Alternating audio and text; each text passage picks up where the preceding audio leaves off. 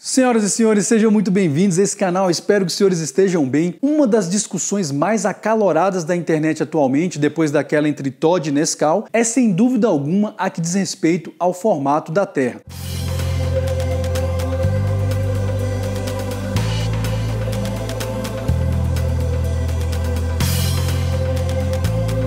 Atualmente, há quem esteja defendendo um paradigma novo, segundo o qual a Terra seria plana. Isso em contraposição àqueles que defendem um paradigma predominante, que é o de que a Terra seria redonda ou esférica. Essa discussão toda traz à tona questões interessantíssimas sobre a nossa existência, a respeito das quais eu gostaria de refletir brevemente com os senhores aqui. Para tanto, eu vou me valer de dois dos livros que mais influenciaram a minha vida até aqui, sem dúvida nenhuma. O primeiro deles, O Discurso do Método, de René Descartes. O segundo, Estrutura das Revoluções Científicas, de Thomas Kuhn. Dispensa maiores comentários aqui o quanto eu recomendo a leitura desses livros por parte dos senhores e das senhoras. Muita gente aqui às vezes me pede dicas de leitura, portanto, esses dois livros são indispensáveis. Os títulos, em princípio, podem parecer assim um tanto quanto assustadores, mas olha, não se enganem. Os dois livros contêm assim princípios e regras interessantíssimas para a nossa vida e que podem ser aplicadas assim na prática do dia a dia. Portanto, fica aqui a recomendação da leitura. Esses dois livros vão servir então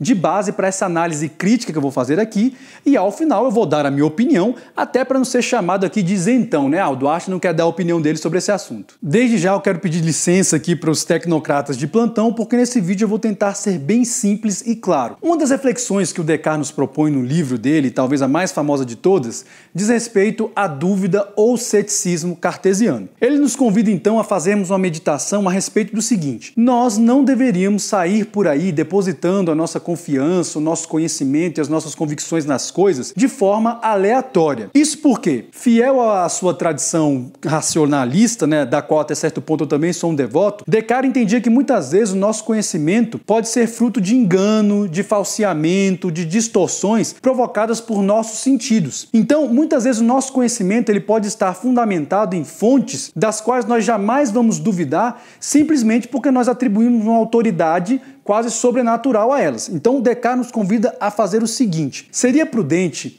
que, em princípio, nós duvidássemos de tudo. E aí chega num determinado momento que ele nos convida, inclusive, a questionar a existência do nosso próprio corpo e dos nossos sentidos. Exatamente porque quem garante que isso tudo que nós temos, né, ao nosso redor, as coisas que nós vemos, ouvimos, sentimos, experimentamos, não seja fruto da criação de um ser maligno que quer nos enganar? Nesse sentido, o pensamento do Descartes é muito próximo àquilo que o filme Matrix apresenta, né? Então é impossível não ver a influência do Descartes naquele filme, pelo menos nesse ponto. A dúvida cartesiana é exatamente esse método por meio do qual você começa a questionar e duvidar de tudo que está ao seu redor. Todas aquelas certezas que te ofereceram, todo aquele conhecimento que te foi passado, em um dado momento, você deve se sentar, é claro que isso é algo bastante hipotético até certo ponto, e começar a questionar, mas vem cá, qual que é a fonte? Qual que é a origem desse conhecimento? Então Descartes, ele começa a fazer esse procedimento. Só que, num dado momento, ele percebe o seguinte: para fazer todo este questionamento, para poder duvidar da existência de tudo, a todo instante eu jamais abri mão de uma coisa.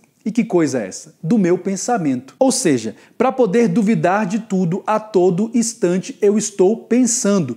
Portanto, eu penso, logo existo. Ou seja, o Descartes chega à seguinte conclusão: o pensamento é a base da existência, porque para duvidar de absolutamente tudo, em momento algum você vai poder abrir mão do seu pensamento. A dúvida, portanto, está inexoravelmente unida à questão do pensamento. Nesse sentido, como diria um professor de física meu, o Descartes negou a existência de muita gente, né? Quando ele falou penso, logo existe, mas enfim, esse não é o caso. Então o que a gente aprende com o Descartes nessa reflexão que ele faz no livro dele? Sempre duvide e questione as fontes do seu conhecimento. Sempre, não interessa de onde que elas estejam vindo. Faça sempre esse exercício, esse saudável ceticismo, até que você realmente esteja convencido de modo racional, pelo exercício do seu pensamento, que essas coisas são dignas da sua confiança e de que você deposite então o seu conhecimento nessas fontes. Pois bem, aí você pode falar o seguinte: Duarte, é claro que eu reconheço, eu concordo com o Descartes, muitas vezes as nossas ideias, os nossos pensamentos, eles podem estar fundamentados em fontes erradas, né, em equívocos dos nossos sentidos, enfim, é uma crítica ao empirismo que ele faz sem dúvida nenhuma. Só que é exatamente por isso que existe a ciência, para que nós, seres humanos, possamos então ter uma fonte certa, uma fonte de certeza, para que nós depositemos os nossos conhecimentos, ideias que nós temos sobre o mundo e sobre nós mesmos. I don't believe in God. I believe in science. Pois é, meus amigos, é exatamente aqui então que entra o Thomas Kuhn com o livro dele. Como eu falei há pouco, eu não tenho nenhuma pretensão nesse vídeo aqui de discutir filosofia do conhecimento, teoria do conhecimento. Não, o objetivo aqui é discutir aspectos práticos para a nossa vida, até porque esse canal é sobre espiritualidade. Então todas as reflexões aqui estão sempre voltadas para essa área. O que eu quero me ater aqui é a tese central do Thomas Kuhn nesse livro. E que tese é essa? É a seguinte, meus amigos, mesmo nisso que nós chamamos de ciência, né? Aqui eu não vou nem entrar no mérito de definir o que seria ciência, vou ficar meio que no senso comum aqui. Mas mesmo nisso que nós chamamos de ciência, diferentemente do que se tem pensado ao longo da história, muitas vezes o que acontece é que uma teoria que surge, uma teoria nova, nem sempre ela é uma evolução ou uma continuidade de uma teoria anterior a ela. Muitas vezes o que acontece é que um paradigma vem e refuta um paradigma anterior, o negando e muitas vezes assim questionando absolutamente todos os fundamentos desse paradigma anterior. O que é que o Thomas Kuhn chama de paradigma, né? Paradigma. Hoje é um termo muito utilizado, muita gente fala sobre isso, mas o paradigma nada mais seria do que um conjunto de ideias, princípios, relações e etc. que estruturam um determinado tipo de pensamento humano sobre uma área do conhecimento ou sobre uma área, sobre a humanidade em geral, né? Tem muita gente que gosta de aplicar a teoria do Thomas Kuhn só as ciências exatas, e de fato é isso que ele faz no livro, não tem como negar, mas eu particularmente acho que é possível sim aplicar inclusive a outras áreas do conhecimento humano, ciências sociais aplicadas ou ciências humanas, né, como muita gente também gosta de chamar, eu acho plenamente possível. Mas então a ideia do Thomas Kuhn de forma simples é essa. Muitas vezes um paradigma ele não é a continuidade de outro, ele é exatamente a negação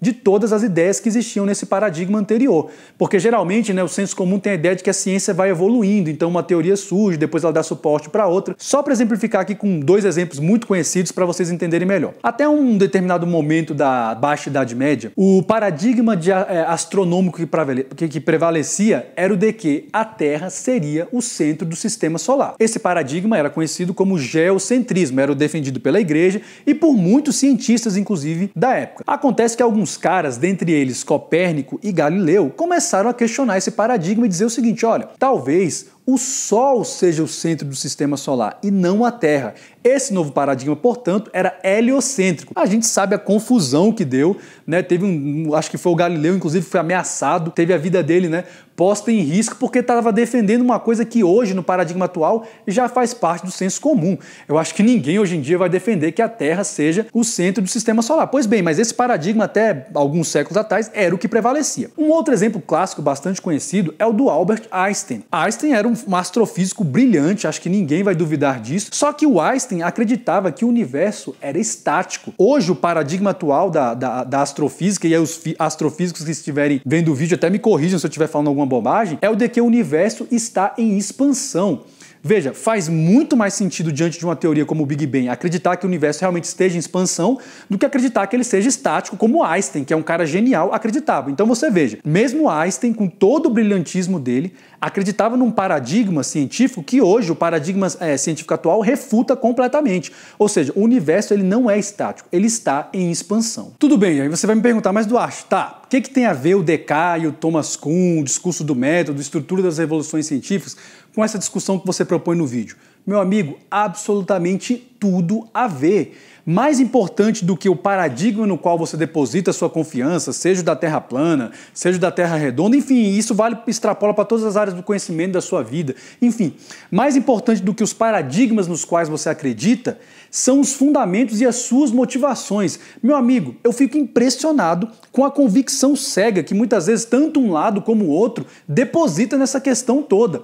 Vocês já pararam para questionar com o Descartes se as fontes do conhecimento que vocês têm realmente são fidedignas? Ou será que vocês simplesmente têm acreditado em argumento de autoridade? O que é argumento de autoridade? Vocês sabem, né? Ah, se quem falou é uma autoridade, então é verdade e acabou. As pessoas nem questionam. Será que vocês realmente têm feito esse questionamento? Têm exercitado aquela dúvida cartesiana, aquele ceticismo que, em princípio, duvida de tudo, até do seu próprio corpo, das suas percepções? Será que, assim como Thomas Kuhn, vocês têm compreendido que muitas vezes o paradigma no qual você acredita hoje pode ser que daqui a um tempo ele seja um paradigma absolutamente ridículo, obsoleto? Ao que me consta, né? Aristóteles achava que a Lua era feita de éter. Será que realmente você tem feito esses questionamentos? Parado para pensar, poxa, esse paradigma que eu tenho defendido aqui de forma cega, será que realmente ele não pode ser daqui a algum tempo refutado? Sabe qual que é a verdade? Muita gente tem substituído Deus pela ciência. Só que essa era uma crítica, meu amigo, que o Nietzsche já fazia, no final do século XIX. Ele já dizia que as pessoas mataram Deus, né? A morte de Deus, que é uma parte tão famosa da filosofia do Nietzsche. Deus morreu, só que as pessoas o substituiriam pela ciência e pelo Estado, em alguns casos, dentro da filosofia dele. E é exatamente isso que eu tenho visto. Nós vivemos na geração do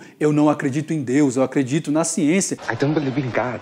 I believe in science. Só que tem muita gente que está endeusando a ciência, sabe? Simplesmente substituindo a fé em Deus pela fé na ciência e não percebem que a ciência, como nos mostra o Thomas Kuhn, ela está o tempo todo mudando, os paradigmas estão o tempo todo se alternando. E o pior de tudo, sabe o que é? Que Deus, pelo menos, ainda dava certas certezas ontológicas para quem acreditava nele. Já a ciência, meu amigo, é uma deusa muito mais cruel, porque ela não dá resposta ontológica nenhuma. Tem até uma palestra que o Max Weber fez, intitulada Ciência e Política, duas vocações. Essas palestras foram convertidas num livrinho muito bom do Max Weber, vale a pena ler para você entender melhor isso que eu estou dizendo. Portanto, não saia por aí depositando a sua confiança, meu amigo, seja num paradigma, seja no outro, de forma cega, porque o que você vai estar fazendo é exatamente exercitando fé na ciência, nada mais do que isso. I don't believe in God.